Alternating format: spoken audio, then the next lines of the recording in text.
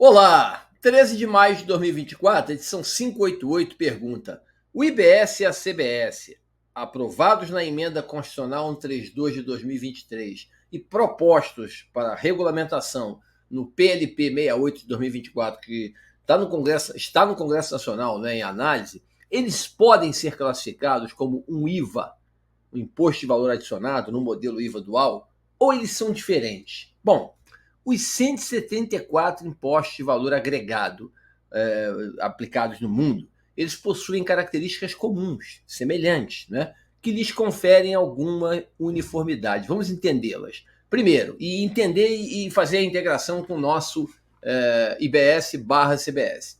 Alcance amplo, sendo cobrado sobre a venda de quaisquer bens, serviços e outras operações. Eu entendo que o nosso se aplica a essa regra, né? Segundo, letra B, cobrança plurifásica, tributando todas as etapas do processo econômico. Sim, o nosso IVA também vai ser cobrado ao longo da cadeia produtiva, tirando raríssimas exceções, né?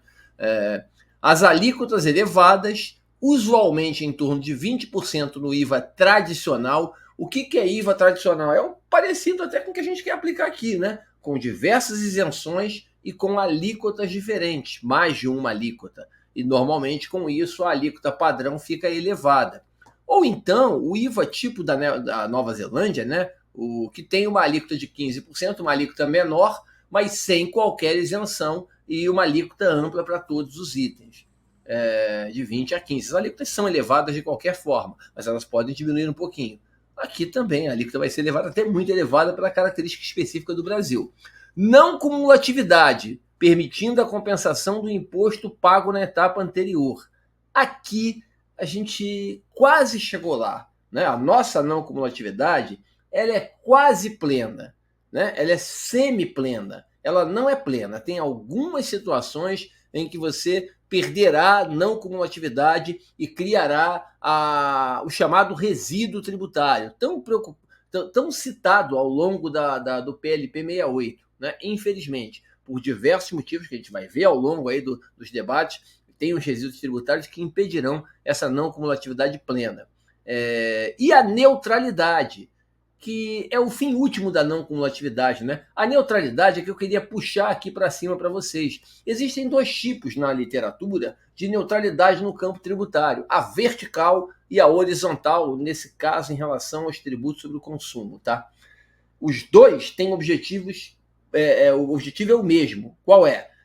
Permitir a livre concorrência, trazer isonomia tributária. Vamos ver aqui rapidamente. O vertical é para manter as cadeias produtivas organizadas de forma livre, não importando o número de etapas entre produção e consumo final. O que é isso? É vertical. Se eu vou cobrar o IVA, eu vou cobrar em todas as etapas, mas deixando você deduzir o IVA que foi pago antes, né? De modo que o final, tanto faz eu ter 3 empresas na cadeia produtiva ou 8, não haverá diferença em relação ao preço final. Por quê? Cada uma só pagará sobre o valor realmente agregado na cadeia produtiva.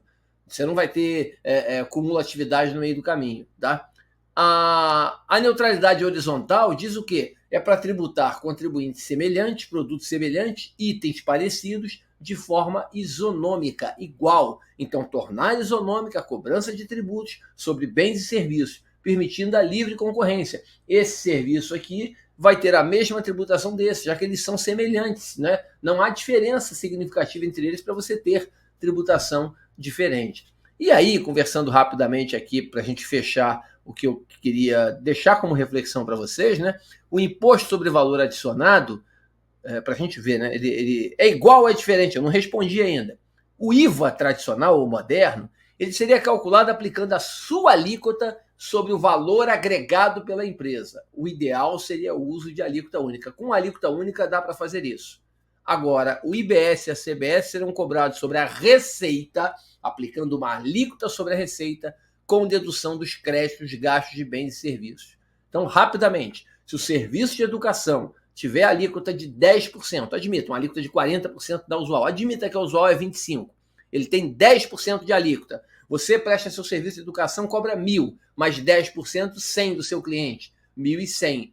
O teu crédito vai ser o quê? Digamos que você tenha gasto 200 com materiais de uso e consumo ali que vão gerar crédito para exercer a sua atividade. Se você gastou 200 para prestar esse serviço, mais o IVA de 25%, você gastou 250. Quanto é que eu pago ao final? Eu pago os 100, 10% sobre 1.000, menos os 50, 25% sobre 200. Isso é o IBS-CBS brasileiro. É a receita menos o que eu paguei nas minhas compras. O IVA mesmo seria cobrado sobre o valor adicionado. 1.000 menos 200, eu agreguei 800. Eu vou pegar a alíquota e aplicar. O problema é que nós temos várias alíquotas aqui no Brasil e acabamos com isso fazendo uma arrumação, um rearranjo e adaptando no modelo de IBS-CBS, que, sinceramente, nos segundos finais aqui, continua tendo toda a lógica, a racionalidade técnica de um IVA. Um IVA talvez até eu possa adotar como um IVA moderno, mas com adaptações, e essas adaptações são necessárias por conta de decisão do parlamento brasileiro. É sempre bom ressaltar isso. Não foi decisão técnica, não foram os técnicos que criaram essa complicação toda. Foram os parlamentares, na emenda constitucional, que colocaram as exceções, os regimes diferenciados, e aí você precisa fazer o ajuste ali, o arranjo para encontrar o modelo dos representantes do povo. Tá bom? É isso. Um grande abraço, alegria, uma ótima semana para você.